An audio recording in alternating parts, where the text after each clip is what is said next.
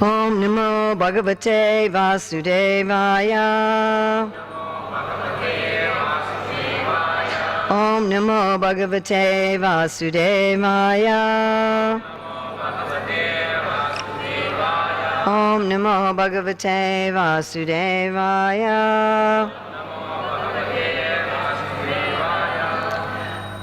So it is the 23rd of December, 2019, and we are reading from Srimad Bhagavatam, Canto 11, Chapter 2, Text 41, and this is in Chennai.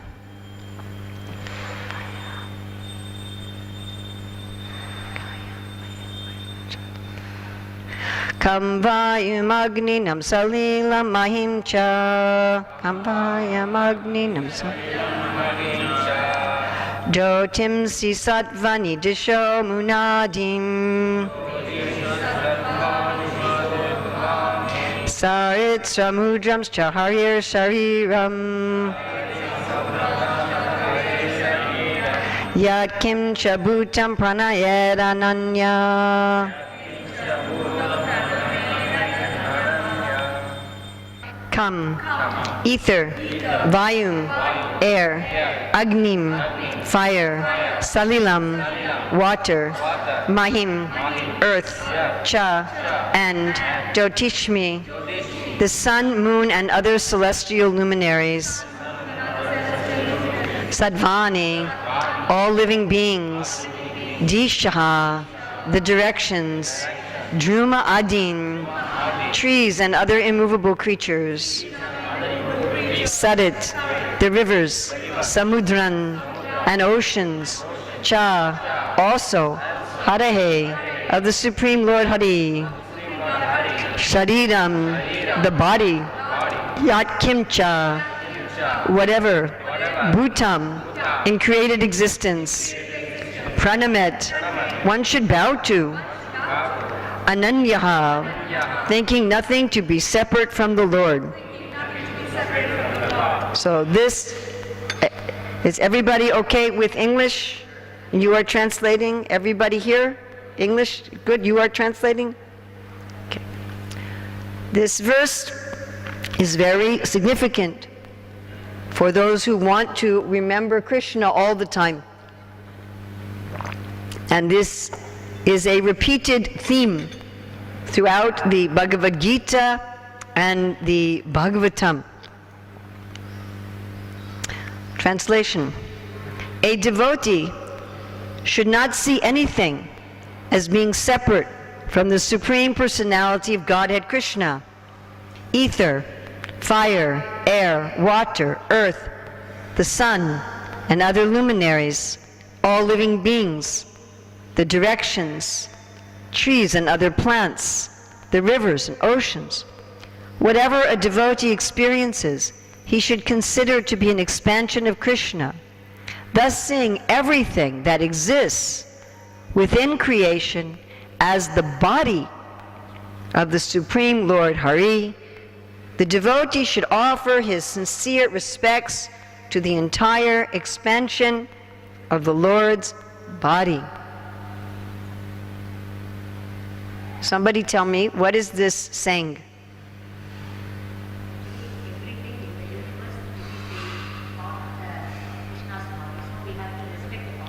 Yes, everything in the universe is part of the body of God. And therefore, everything is worthy of our respect. Purport. This is another 1, 2, 3, 4 page purport.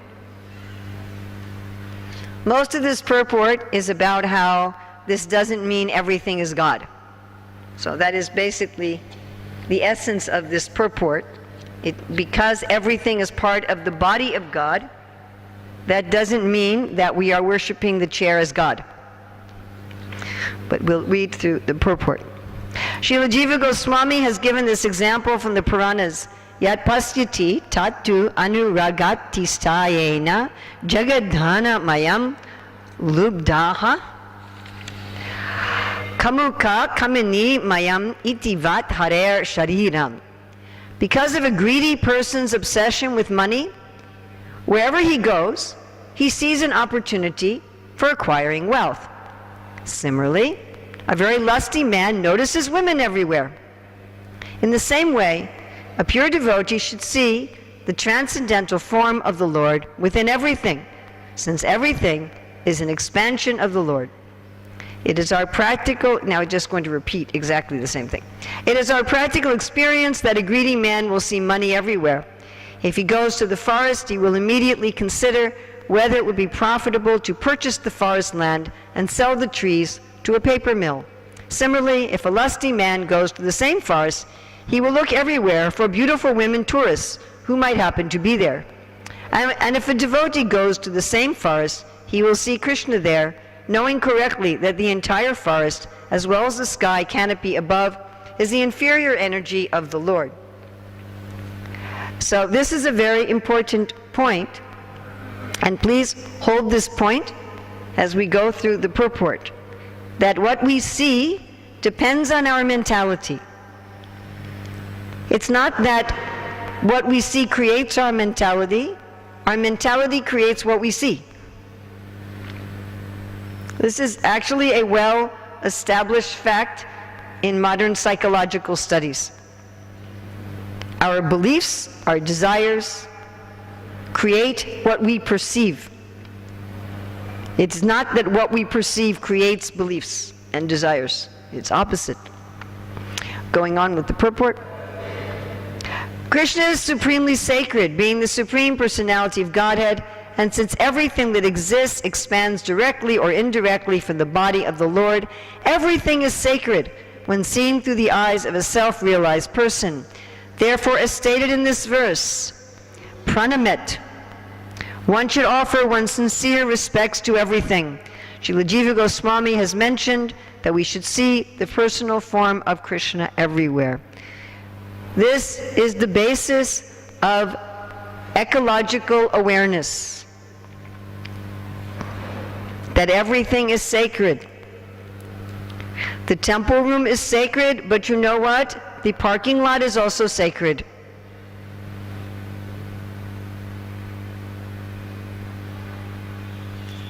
Going on with the purport.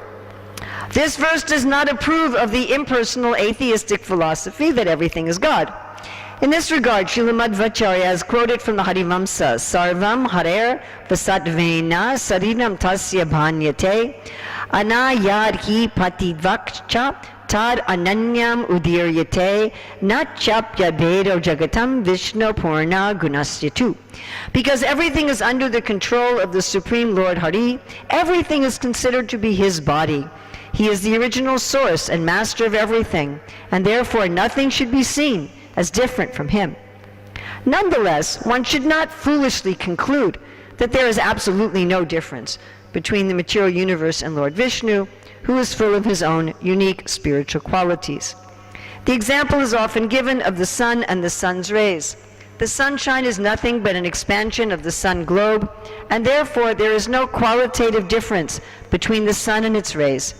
But although the sunshine is situated everywhere, and although everything is a transformation of the sun's energy, the sun globe itself, the source of the sunshine, is not everywhere, but is situated in a particular place in the vast sky and has its own specific form. So here it's saying everything is an expansion of the sun's energy. Correct? So here in Chennai, everybody eats a lot of rice. What is rice? What is rice? It's a seed. How did the rice plant produce the seed? What is the food for the rice plant? What is the water, minerals from the soil, and sunlight. Moonlight also. But primarily sun. The plant is eating the sun and it's turning it into rice. Sun, water, and earth minerals, and yes, moonlight also, and oxygen. Then we are eating the rice. And our body transforms the rice into our hair. Yes, your hair, 2 days ago, 3 days ago, it was rice. You understand? Yes? Your hand? This was rice. And before it was rice, it was sunlight. The body is a transformation of sunlight. When we leave the body and we burn the body, how is it fire comes out of the body? How you burn a body? Where does the fire come from? That fire was the sun. When you're burning the body, what is coming out? The flames, the heat, the light, that is the sunlight. And also there's some smoke, that was the water. And the ashes was the minerals from the earth. So everything and the whole earth is a transformation of sunlight. And what is the sun? The sun is a little reflection of the Brahman effulgence of the Lord, and it is the eye of the Lord also. Going on, if we penetrate further into the sun globe, we shall find the sun god, Vivasvan. Although pseudo-intellectuals, you know what this word means, people who seem like intellectuals, but they are not actually. Although pseudo-intellectuals of the modern age, who are incapable of even counting the hairs on their own heads, will consider the sun god a mythological figure, it is actually the foolish mythology of modern men to think that such a sophisticated apparatus as the sun, which provides heat and light for the entire universe, can function without intelligent administration. Transformations of solar energy make life possible on Earth, and thus the Earth can be understood to consist of an endless variety of secondary manifestations of all-pervading solar energy. So within the sun planet is the personality Vivaswan, the chief administrator of the solar functions. The sun globe itself is localized, and the sun rays expand everywhere. Similarly, Sri Krishna Shaimasundara is the original personality of Godhead, Bhagavan Swayam. He expands himself as the localized supersoul, Paramatma, in everyone's heart. And finally, he expands his potency by his personal bodily glow, the all-pervading spiritual effulgence called the Brahmajyoti. Just as all life on earth is a transformation of the all-pervading rays of the sun, the entire cosmic manifestation is a transformation of the spiritual rays of the Brahmajyoti. As stated in Brahma Samhita 540, Yasya Prabha Prabhavato Jagananda Koti Koti Svasesha Vasudari Vibhuti Binam Tad Brahma Nishkalamananta Matesh Bhutam Govinda Maripurusham Tam Maham Bhajami. I worship Govinda, the primeval Lord, who is endowed with great power. The glowing effulgence of his transcendental form is the impersonal Brahman, which is absolute, complete, and unlimited, and which displays the varieties of countless planets with their different opulences in millions and millions of universes. Therefore, the Brahmajyoti is the spiritual light that emanates directly from the body of the Lord.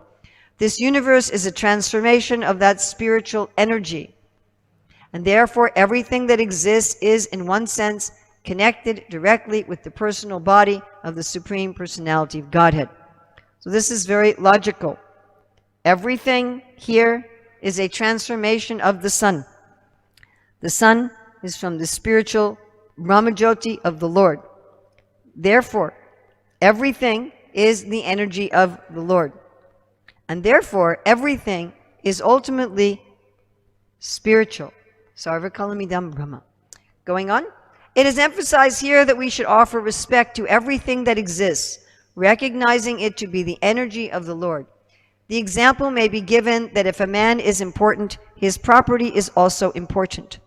The president of a country is the most important person in the country, and therefore everyone must respect his property.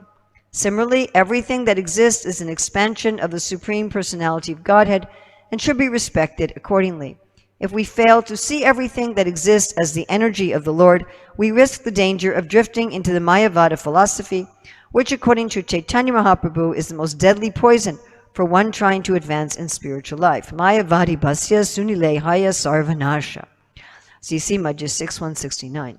If we try to understand Krishna alone, without the expansion of his potency, we shall not understand such statements in the Bhagavad Gita as Vasudeva Sarvam and Aham Sarvasya Prabhava. As already explained in this chapter, Bhayam Dvitiya Bine Shata Sat. Fear or illusion arises from thinking that there is something not dependent upon the Supreme Personality of Godhead. Now in this verse, the specific process for overcoming this fearful illusion is given. So this is this very specific process. How can I see Krishna everywhere? How can I be free of fear? Here's how to do it. One must train one's mind to see everything as that exists as an expansion of the potency of the Supreme Lord. One must train one's mind. It's not happening automatically, magically. It requires some effort. By offering respects to everything and meditating upon everything as part of the body of the Lord, one will become free from fear. As stated in Bhagavad Gita 5:20, Suridam Sarvabhutanam, Krishna is the well-wishing friend of every living being. As soon as one understands that everything that exists is under the powerful control of one's most beloved friend, one comes to the stage in which the whole universe becomes a blissful abode, Vishram Purna Sukhayate, because he sees Krishna everywhere. Srila Prabhupada writes in Krishna book, chapter 20, that the materialists see the world as very aggressive and the devotees see everything as very happily situated. Going on, if Krishna's personality were not the source of everything, and if everything were not connected to Krishna, one might be proper in concluding that Krishna's personality is a material manifestation of some impersonal truth. As stated in Vedanta Sutra, Janma Dishayataha, the absolute truth is that from which everything emanates. Similarly, Krishna says, Aham Sarvasya Prabhava, I am the source of everything. If we see anything totally disconnected from the personal body of Krishna, we may doubt whether Krishna's personality is actually the absolute source described in the Vedanta Sutra. As soon as one feels this way, he becomes fearful and should be understood to be under the control of the Lord's illusory energy. Srila Bhaktisiddhanta Saraswati Thakur has warned us that if we do not see everything as a manifestation of the Supreme Personality of Godhead, we shall become victims of Falgu Vairagya, or immature renunciation. Whatever we see is disconnected from Krishna will have in our mind no relationship to Krishna's service. But if we see everything is connected to Krishna, we shall use everything for Krishna's satisfaction. This is called Yukta Vairagya. According to Srila Bhaktisiddhanta Saraswati Thakur, quote, one who has experienced his own true identity understands that all things exist as paraphernalia for giving ecstatic pleasure to the Supreme Lord. Thus one becomes free from the separatist vision in which one sees the world as existing for one's own enjoyment. In the transcendental state, whatever a devotee sees reminds him of Krishna, and thus his transcendental knowledge and his bliss increase. Because the impersonalist philosophers fail to see everything as belonging to the personal form of Krishna, they reject this world as having no true existence, Jagan Mithya. But since the material world is an emanation from the Supreme Reality, Krishna, it does in fact exist. Its non-existence is simply a creation of the imagination, and one cannot possibly act on such an imaginary platform.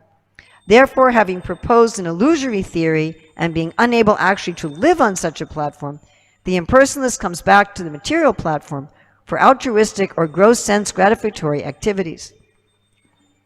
Since the impersonalist does not accept the personal proprietorship of the Supreme Personality of Godhead, he does not know how or for whom to engage the things of this world. And since it is impossible to reject this world totally while living within it, he runs the risk of again becoming entangled in material fruitive activities. Therefore, stated in Bhagavad Gita 12.5, Klesho dikasharat sham. The impersonal path of imaginary philosophy is very painful to follow. The conclusion is that this verse is spoken to help the devotee of the Supreme Lord advance in Krishna consciousness. It can be understood from the previous verses of this chapter that the ultimate goal is pure devotional service to Lord Krishna. If one falsely interprets this verse to sanction the imaginary Mayavad philosophy that everything is God, one will simply become bewildered and fall from the path of spiritual advancement. I'd like us to keep in mind that this verse is in the 11th canto of the Bhagavatam. The glorious pastimes of Krishna in Vrindavan have already been described. So why isn't Sukadev Goswami simply telling us to meditate on Krishna's Vrindavan Leela? Why is he also telling us this? Kam vayum agning salilam mahim cha. Jyotishmi sadvani disho drumadim sarit samudrams cha harer shariram. Yakim cha bhutam pranamed ananyaha.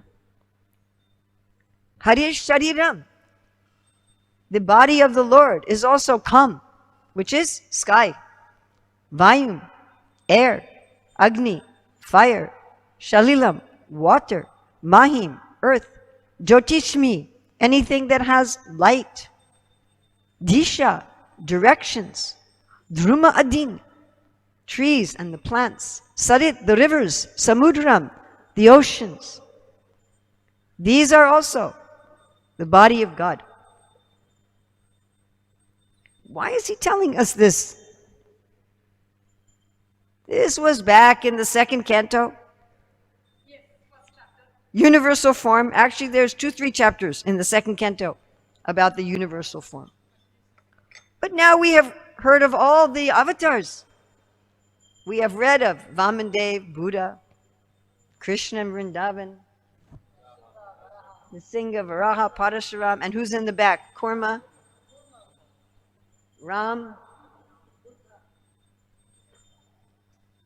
So why are we thinking about the rivers, the oceans, the sun, the earth, the air, that this is the body of God? We are above this now in the 11th canto. You would think, yes. Now we can just meditate on Radha Krishna, Lalita Vishaka, Radha Krishna Chandravali, Gaurnitai, Nrsimhadev, Govardhan, Shalagram, Jagannath Balaram, Subhadra, Sudarshan also. Somebody I've missed? And Prasadam. You want me to end the class now? Someone is hungry after Ekadasi. So why are we meditating? Why in the 11th canto is the Bhagavatam say, meditate on space? Because, you see, this is so practical. We're living in this world. We were talking the other day how everything that we do can remind us of one of Krishna's transcendental leelas, yes? We were speaking that the other day. You remember? We can do that. Definitely we can do that. We can see space and we can think, Varaha was in space. We're looking at the great sky. We have such a nice view of the sky here, yes?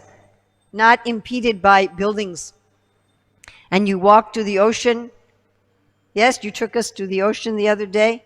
We were seeing the ocean, the vast sky. You look at the sky, you can think, Varaha was in the sky. Krishna took Arjuna on his chariot through the sky. Mahavishnu was breathing out the sky. We can think like that. In the ocean, Varaha is going into the ocean. Matsya Avatar is in the ocean. Kurma is in an ocean of milk. Dwarka is in the ocean. When you look at a pillar, you think the Nrsimhadev's come out of the pillar. I should have thought about that yesterday because I was giving class downstairs and there are these big pillars in the middle. And they were a little annoying because it's hard for people to sit. I forgot about Nrsimhadev. I should have had you there to remind me. Now that would have been very interesting in the middle of the class if Nrsimhadev had come out of the pillar. Hare Krishna. So we can do that all the time. So why are we given this kind of meditation? This kind of meditation is a little different. This is saying we see everything in the world as the body of God. Yes? Cha harer sariram. Shariram, the Lord's body. Hari shariram, it's his body. So why do we also have to meditate like this? Well, we're living in the world. You know, it's like I am dealing every day with water. Yes, I hope. I hope you are bathing. Everybody's bathing. You are washing your clothes, I hope, yes? Higher planets, you don't need to wash your clothes, but this planet you need to wash. You are drinking water, cooking with water. Here we are seeing ocean, sky. We are breathing. And it's very difficult for us to think 24 hours just of Krishna's Leelas. That's difficult. Can be done, but it's difficult. We are also aware of the things in this world. So it is absolutely necessary that we meditate on the things in this world as part of the body of God. If we don't do that, we will either try to enjoy the world ourselves separately from God, yes, or we won't know how to use things in the service of God. Right now in 2019, the world is on the brink of ecological catastrophe. Our oceans are full of plastic. Our lands are full of rubbish that doesn't decompose. When I was 16, I traveled in Canada in the mountains with a group of other young people. 1 month. We took a bicycle tour through the Rocky Mountains in Canada, and you could drink the river water. Can you drink the river water now? Yeah. You won't have time to get to the medicine. You will die before you get there. And Krishna will probably not revive you by looking at you like he did with Kaliya. You go to the ocean, nobody's swimming in the ocean. It's so dirty. We cannot breathe the air. Now, when I was young, nobody carried around bottles of water. Nobody. I mean, unless you were going hiking in the mountains, you know. If you were going to go hiking in the mountains where there was no water, you would bring some water. Usually metal container. Nobody sold water. Nobody sold water filters. It didn't exist. One class I heard Bhakti Chiruswami saying, next thing is we are going to be selling air. Already selling. 5 rupees for 1 hour. I mean, you know, another 2 generations, everybody will carry around their air canisters on their back. We're laughing, but it is coming, huh? Already, you cannot breathe. Everybody has to carry water. Everybody will have to carry air. Our food is all spoiled. Huh? Why? Because we don't see the universe as the body of God. And I'm going to speak very frankly. This philosophy is here in the Vedic scriptures. This philosophy is not in the Bible or the Quran. It is in the Vedic scriptures. And so the people who should be the best example for the world should be here.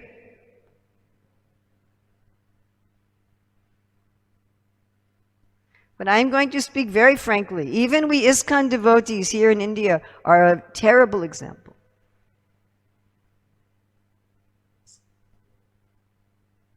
Do we want to think of Krishna all the time? Do we want that? Do we want to see Krishna premanjana charita bhakti vilochanena santa sadaiva hridayeshu vilokayanti yam shayam sundaramachintra gunaswarupam? Do we want that? I was just hearing Prabhupada say that this morning. To the devotee, Krishna is never invisible. He is visible everywhere. So 2 things. One is that everything should remind us of Shyama Sundar, his transcendental pastimes. And the other is that we see everything as the body of God. What does it say in Bhagavatam? The sky is the Lord's what? Anyone know? Navel. The sky is the Lord's navel. We know when the Lord breathes, He breathes out the universe, again it goes back in. And Lord Kapila says, the navel of the Lord, it looks like the universe has come out of it, and again it will go in. So I think everybody can see a little bit of the sky out the window right now, yes? So take a moment to meditate. This is the navel of the Lord. Can you look out the window? Can you see? Everybody can see a little bit? And when you go outside after the class, look at the sky. This is the navel of God. What about the clouds in the sky? What are the clouds? Hair. The hair on the head. So it's like we see Krishna there. Look at that beautiful curling hair. Isn't that beautiful curling hair? Yes? When we sing the Damodarastika, we sing a prayer to Krishna's curling hair. When he dances, the curls also dance. Yes? And you know, before he jumps in the lake to fight with Kaliya, and probably when he fights with other demons too, he takes the curls and he puts them up and puts on a turban.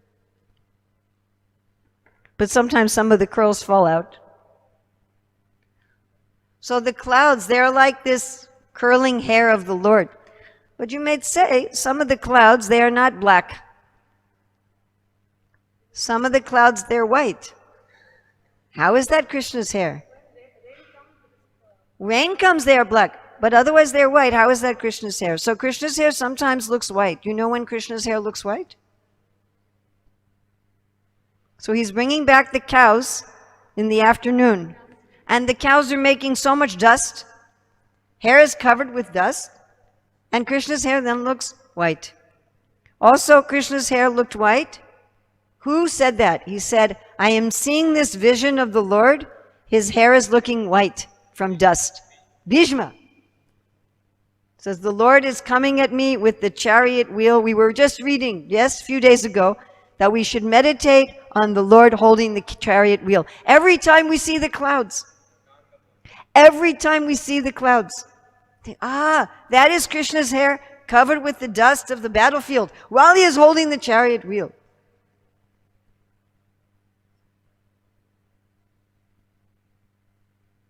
And it says the trees and the plants. What are the trees and the plants? Which hair? These hairs. Body hairs. So when we're walking outside, we see the plants, and that means we are walking on Krishna's, walking, right? Like sometimes we have a little bug walking in between the hairs on our arms. So we are like that. We are like some little bug walking on Krishna's body.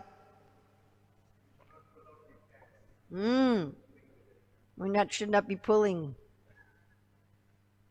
You try to meditate like that. It's so sweet. If you're walking through some forest, you're walking through some trees, and you think, I am walking on the body of my Lord. I am on the body, I'm touching the body of God. What about the ocean? What part of Krishna's body is the ocean? Yes! Very great scholar. Very nice. Very nice. You should teach everybody this. Please. The ocean is his waist. Like the waist, it is holding together upper body and lower body, right? And we see the ocean, it is holding together the land on this side and the land on this side. But you know, Krishna, he's always what? He's always dancing, yes? Like, we don't worship Krishna just standing. He's curved and he's actually dancing. And we see when you dance, your waist moves, yeah? And when you go to the ocean, you see the movement of the ocean. It is the dancing of the Lord. And on the Lord's waist, he has what? What does he have on his waist? 3 lines. So you can see these are the waves. They are the lines on the belly of the Lord as he is dancing. What else do we have here? Disha, the directions. What about the directions? Anybody know? What part of the Lord's body is the directions? His ears. Huh? When we look in the different directions, or you're using your GPS to go someplace, that is within the ears of the Lord. Huh? What else do we have here? Air. Okay, air. Air is very wonderful. So this room is full of air, yeah? Can you feel it? No. Unless it moves. If it doesn't move, and it's pressing on our skin. I never remember this in metrics, but in American measurements, it's 14 pounds for every square inch. So a square inch would be like, what? 4 or 5 square centimeters, and 14 pounds would be how many kilos? 7 maybe? 6. So like 6 kilos of pressure for every 5 square centimeters, something like that. Don't quote me on this, but something close like that. So that's a lot of pressure. Do you feel it? But this is part of Krishna's body. In the same way, Krishna is here, but we're not aware of him. We're not aware.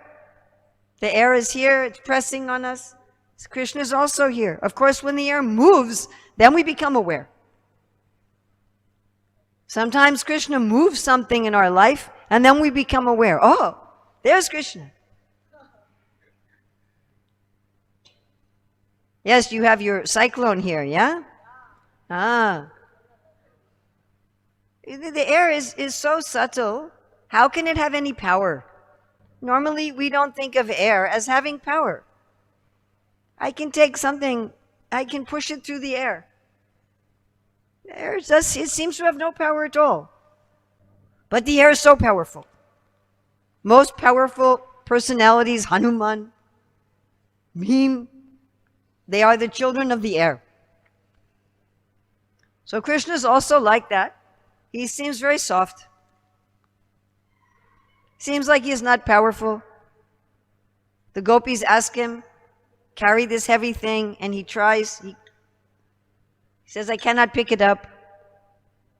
He puts Nanda Maharaj's shoes on his head, and he's carrying with great difficulty. He is crying when he is hungry. Oh, but if he wants, he can lift Giriraj and swallow the whole universe. So this air is very soft, very subtle, but so powerful. If it wants, it moves. Whole city destroyed moment, right? Everything. Just you see, sometimes there's a cyclone, whole city finished, yes? Whole country even. What was it? They had one in Haiti not too long ago, and you see the photographs, whole country finished. So it blows the cars. And we're thinking, again, I'm thinking, what is this air? And Krishna says, I'm joining with the air to digest the food. Well, this is also Krishna's body. Yes? The rivers, what are the rivers? What part of the Lord's body is the rivers? The veins. Just like the veins in our body, they are taking the oxygen from our lungs, taking to the whole body, picking up the carbon dioxide from the whole body, taking it out, taking the nutrition from the food we eat, from the small intestine, taking to the whole body, taking the waste to the kidneys and the large intestine. It's moving around everything. So these rivers also, they are moving the nutrients. They are moving the nutrients from the mountains to the plains, building up the deltas, fertilizing the land.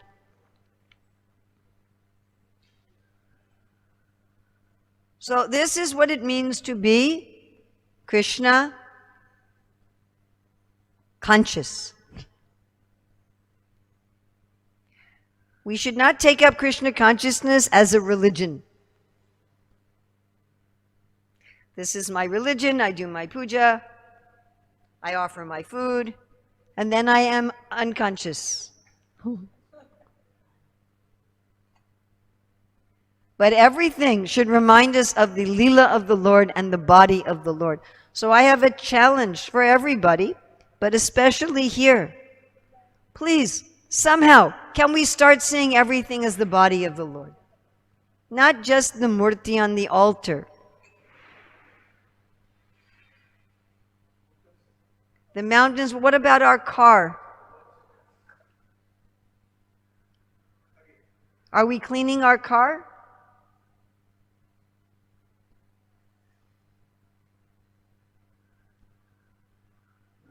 Are we cleaning the space outside our home?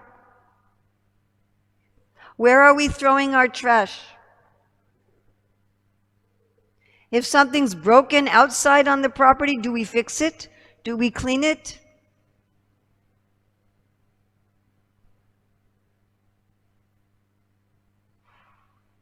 Even in the temple room, do we throw clutter here and there?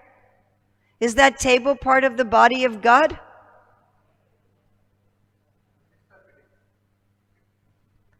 Everything is part of the body of God. Everything.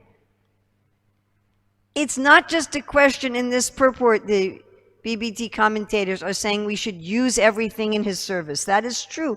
But this verse is pushing us for a deeper meditation than that. It's not just that I use that table in Krishna's service, I use my car in Krishna's service. It is not only that, it is Krishna's body. Now please listen very, very, very carefully. If it is Krishna's body, then Krishna can feel everything we do with everything. So what is the difference between matter and spirit? Okay? So this cup cover, it cannot feel itself, yes? There's no jiva here. The cup cover doesn't know that Urmila is holding it. But this is part of Krishna's body. So Krishna can feel that I am holding it. It's not just that Krishna can see it. It's part of him. You could think of it like your hair, yeah? So once the hair is out of the body, it is dead. Correct? Yes? But if you touch my bun of hair, I know. Or my nails. Nails are dead. But if you touch my nails, I know you have touched. Yes? Correct? So I am alive. I am conscious of my own body. And Krishna is conscious of my body. With this cup lid, it is not conscious of itself, but Krishna is conscious of it. Therefore, there is consciousness everywhere. Sarva kalam idam brahma. Krishna's consciousness, Krishna's awareness is in the floor, the chair, the air, the sun, the rivers, the ocean. Everything is full of Krishna's consciousness. If it is matter, it means it is not conscious of itself. But Krishna is conscious of it inside. Not like I am conscious of this, I am looking at it. Everything we do, we are interacting with the Lord. Everything. Not just with the Murti, not just with the name, not just with the Shastra. Everything. So with this philosophy, we should be the most ecologically conscious people on the planet. Is that a logical statement?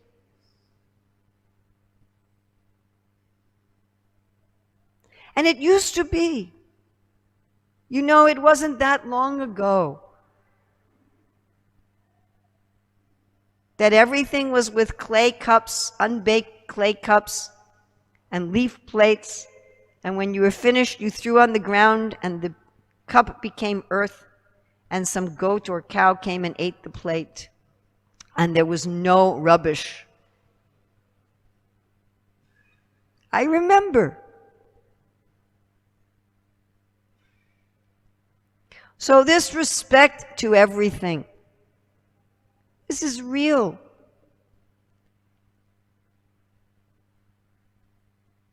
In the purport it's saying the property of God, the energy of God. But this verse is actually deeper than this. This is the body of God.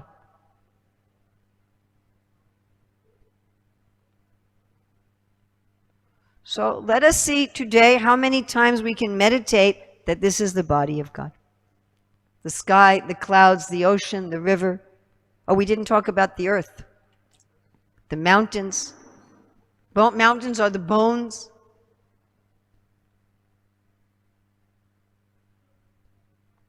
The earth is Krishna's wife. Everybody, even the atheists, they say, what does everybody call the earth? Mother Earth. Even the atheists, they call Mother Earth. Yes? And then they dig in the earth and they pour their pesticides and chemicals on the earth.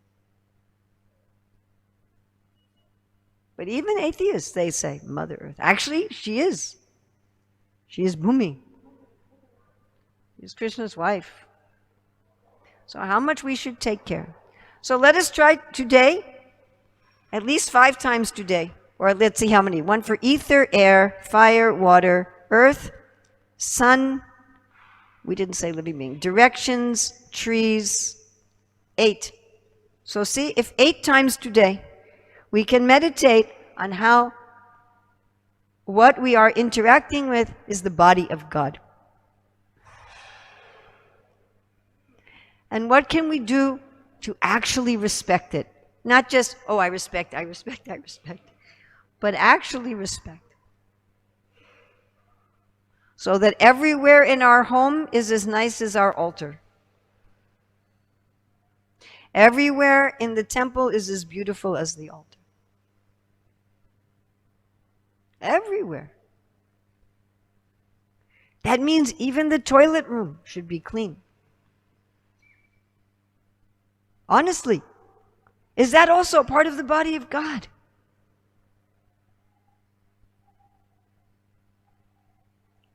It says the universal body of God.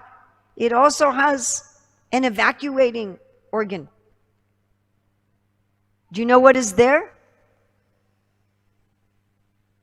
Envy, hatred, death, greed. Because those are the things you want to get rid of.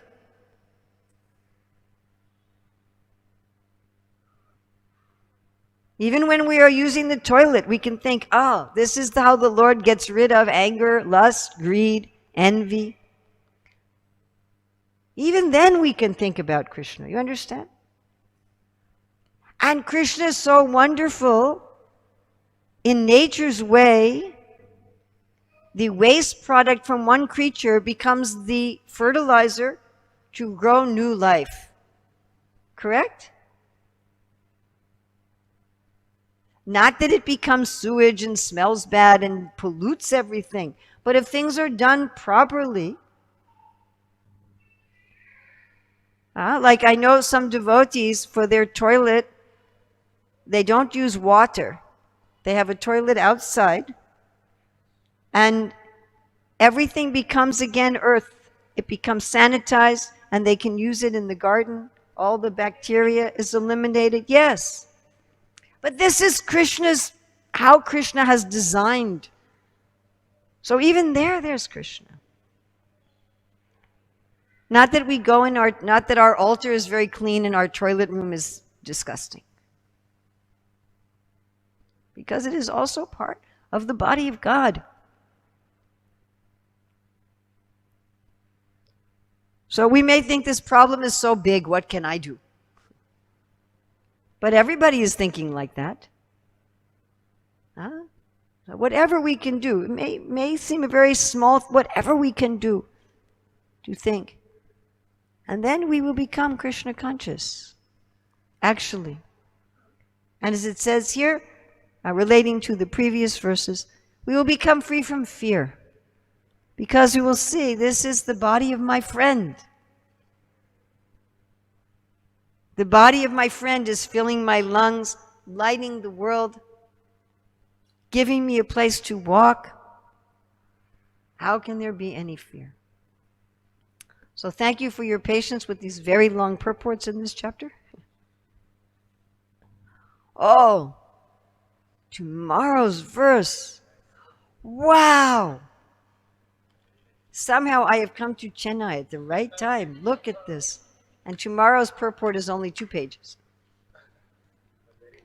This verse tomorrow, Rukmini was saying this, how there are some verses in this chapter Prabhupada quoted a lot, and the verse tomorrow is one of them. So I'm hoping that I am alive and healthy and I get to That's why speak on this. Prabhupada selected Prabhupada disciples to give the class. I hope that I get the opportunity. What does Krishna say? Happy are the Kshatriyas to whom such fighting opportunities come unsought, opening for them the doors of the heavenly kingdom. So happy are the preachers to whom such verses come unsought, opening for them the doors of Prema Bhakti. So any questions, comments, corrections, additions, subtractions, chastisements? If today's purport is being understood properly by ISKCON devotees, there will be no more Vaishnava aparadh. Forget about respecting the animate objects, non-material objects. What to speak of devotees? This teaches us even to respect table and teacups, whatever devotees serving the Lord. So they can't even imagine. It's a different level. It's basic. If we understand this, we'll not even make any aparadh to any devotees. To anyone ever. We would never make any aparadh to anyone. You know, my daughter is a Bharatanatyam teacher, and they always start the dance with obeisances to the earth. Actually, I know there are many devotees when they get out of bed in the morning, they say a prayer to the earth. Yes, I'm sorry, I'm putting my feet on you. What to speak of the devotees, yes. Of course, we know some people, they are petting the cow and beating their wife. This is,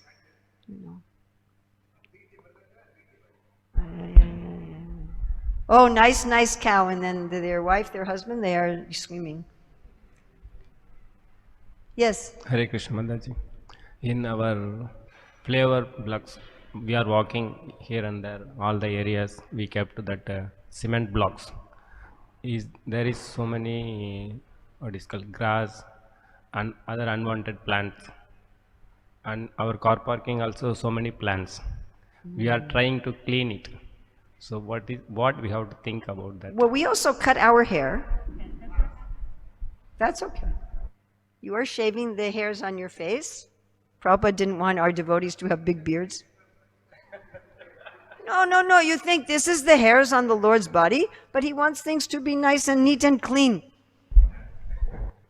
Just like we are arranging Krishna's hair. So that's also necessary. I'm sure Krishna has a barber, you know. Once, Then you are Krishna's barber. So you are Krishna's barber, just like someone is cutting the hair and arranging the hair. Atma Tattva Das, Prabhupada disciple, he was giving a class. In many of the parks, they have plants, they cut the plants in the shape of the animal. Yeah. He says, that means you're just cutting the plant half leaf and half branches. Sometimes demigod children will feel we have to play some fun with the human beings. They'll cut the ears of the human, cut the nose. They'll do that. We have to be very careful. Just because we want to see that we should leave their plants to grow up naturally. Why we have to just cut them into shapes? But we should make nice gardens for the Lord. Yeah. When I was visiting in New Vrajdam, so Shiva Ram Swami has done something there in Hungary, very nice. We also have done in Ireland at Innisrath. So something that Prabhupada wanted, but I've only seen it in these 2 places. I haven't seen it other places. Where around the temple, they establish all the Leela stands. So in the Hungary property, they have a little, it's not even a river. I mean, it's like a creek, a stream, but that's the Yamuna. And they have a very little hill. I mean, very, very little. It's not taller than the ceiling. It's very little, but that's Govardhan, right? And this part of every building on the property, they'll say this building is Rupa Goswami Samadhi. So everything on the property, they have established because they said Radha Krishna are here, Radha Shyama Sundar are there. Everything must be Vrindavan. So this is where the Rasa Leela takes place, everything. And you can take a tour of the property and you go to all the places in Vrindavan. So in Innisroth in Ireland, in Ireland, they'll actually have like the trees where Balaram threw Dhenukasura, and you will look in the tree and you will see Dhenukasura in the tree. But Shiva Ram Maharaj was saying, don't think Radha Krishna are only on the altar. This is their property. They're walking around. So also the gardens should be very nice for them to see. Many years ago, many years ago, when I lived in the old temple in New York, it was a big building. It was 11 stories, plus there was a garden on the roof, and downstairs, big restaurant. You could have 350 devotees live there. So, and we had about 300 devotees live there. Yeah, Fifth Avenue. Not Fifth Avenue, 55th Street by 8th Avenue. 55th Street, 8th Avenue. Right by the theater district. Close, not so far, 3 blocks from Fifth Avenue, and very close to the park. Perfect. Hare Krishna. Anyway, so at those days, we were all very young. We were all like teenagers or in our 20s. And our kirtans, you imagine, 200-300 devotees, all very young, and all day we're out distributing Prabhupada's books. To distribute books, you just walk out the door and you distribute books. You didn't have to go anywhere. So the kirtans were very energized. Very, and we had, like Agni Dev was there, Vishnu Gada, so many expert kirtan leaders. So sometimes the Guru Puja kirtan would not stop and there would be no class. It would just keep going. And one day when that happened, these devotees, remember, we were all young. So the devotees left the temple room and they went around the whole building with the kirtan. They went into the downstairs for the restaurant and up to the floors. We had a professional theater. They went to the theater. We had Back to Godhead offices.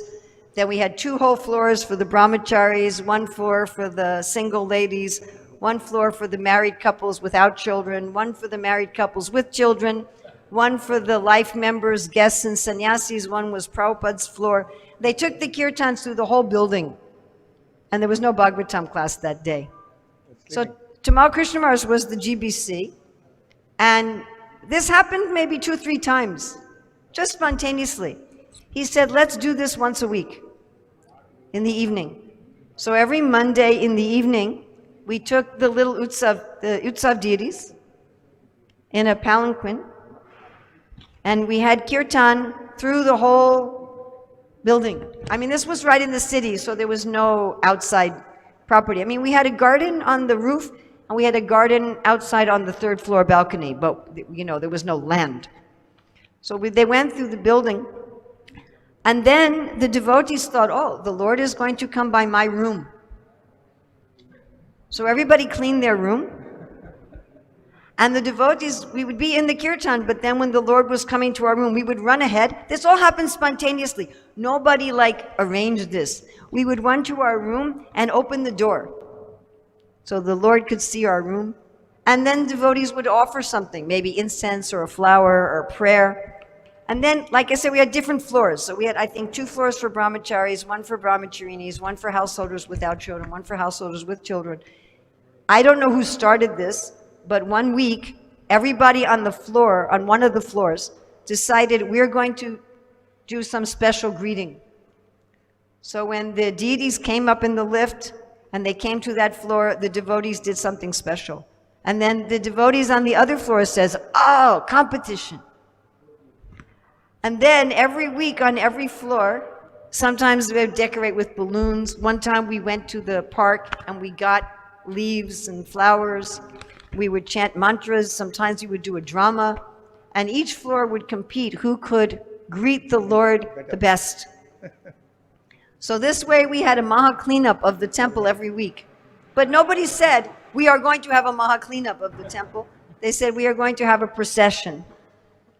Yes, it was very nice. We really felt that the Lord was surveying his property. You know, it was very nice. So yes, the Gornitai, I'm sure they are dancing around the property. Definitely. And Jagannath is coming to check what is being served in the restaurant. Very big eyes. And he's looking. He's looking in the kitchen. What is being prepared here? So that we can meditate on. Also, Yes? we close the deity altar night time, and we Yes. think Lord is locked inside. No. He can walk through the doors and go for a night walk. Mother Yasoda He can go also for a night thinks walk like and that. go just for the village, see the different ashram, Oh, how yeah. they're sleeping, when they're sleeping. Yeah. Mother Yasoda also thinks like that. She thinks, now I put Krishna to bed, now he's sleeping. No. Don't be fooled by this. Also during Kirtan, we may think that he's in the altar. Gaunita can jump inside the Kirtan and dance also. We don't know. Yes. In one of the, he can impersonate some You know, devotee. that happened in Mahaprabhu's Leela. And then the devotee was chasing the deities with a stick. Get back on the altar, you know. Srila Prabhupada ki jai.